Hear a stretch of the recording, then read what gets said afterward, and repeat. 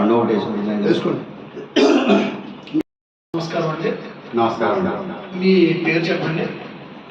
నా పేరు కాకర్లమూడి రామశాస్త్రి. నేను అమలాపురం వాస్తవ్యుని. ఇక్కడ ప్రైవేట్ కళాశాలలో గంట అధ్యాపకుడిగా పనిచేస్తున్నాను. నా పేరు ఎం శ్రీనివాసరావు అండి. నేను అమలాపురం వాస్తవ్యుడినే. అయితే మాది సౌహిత్యకరం అని చెప్పేసి ఒక యూట్యూబ్ ఛానల్, భక్తి ఛానల్ ఉందండి. ఆ ఛానల్లో 1,70,000 మంది దాకా వీక్షకులు ఉన్నారండి. వారిని ఉద్దేశించి మీ జాతీయ ముఖాముఖి కార్యక్రమాన్ని నిర్వహిద్దామని చెప్పేసి అనుకుని మీ దగ్గర చేయడం జరిగిందండి. తర్వాత ఏంటంటే రేపు ముందుగా మన ఇద్దరం ఒకసారి రేపు పర్వదినం ఒకటి ఉంది మనకి, మీరు కూడా చెప్పండి.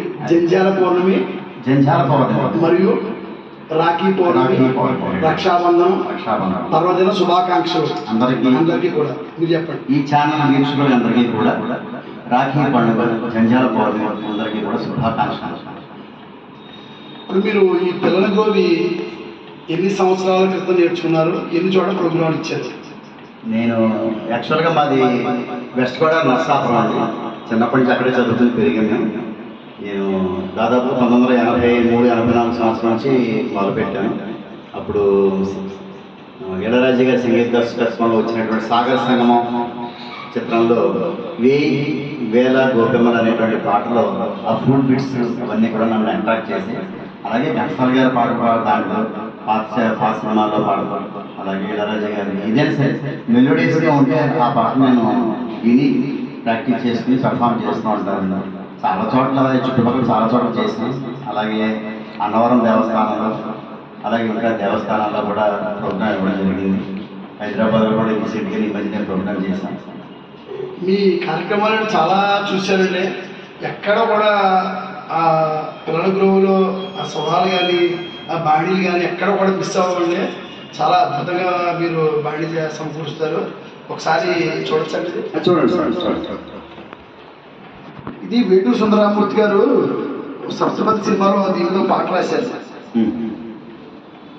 పిల్లల గ్రోవికి నిలువెల్ల గాయాలు, అల్లన గ్రోవిని తాకితే గేయాలు,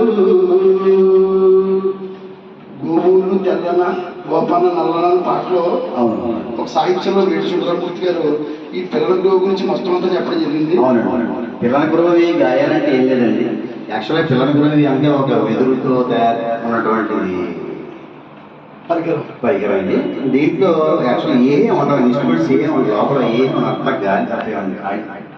ఇక్కడ దీనికి మనకి ఒక హోల్స్ ఉంటాయి. ఇవే గాయాలండి. దీని నుంచి వచ్చేటువంటి సంగీతమే మంచి మధురంగా సంగీతం. ఇది మీరు చాలా చాలా చక్కగా పాడుతున్నారు సార్. మీరు మీ పాట కూడా నేను చాలా విన్నాను, చాలా బాగుంటాయి మీ పాట. ఏనుగు నెక్కి అనేటువంటి పద్యం చాలా బాగా పడేది. మేము చాలా ఆనందించాము. నాకేంటంటే ఫస్ట్ నుంచి సాహిత్యం మీద, సంగీతం మీద చాలా జిజ్ఞాస ఎక్కువ అండి.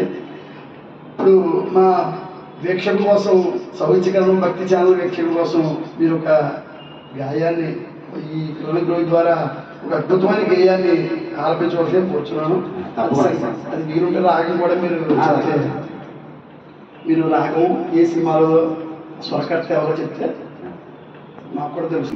నేను వినిపించబోయేటువంటి పాట సాగర సంగమం చిత్రంలో ఇళరాజా గారు సంగీతపరిచినటువంటి పాట వేల గోపెమ్మలు.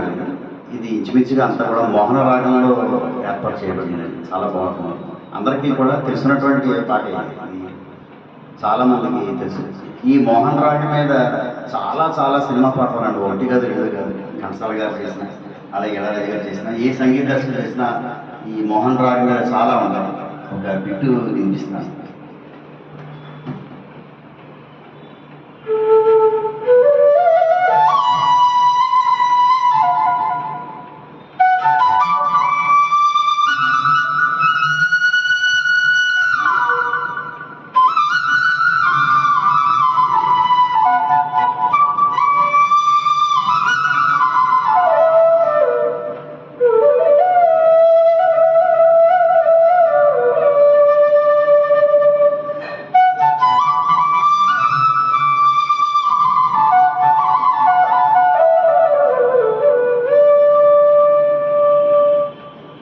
మోహన్ రాగం మీద వచ్చేటువంటి ఆలాపన.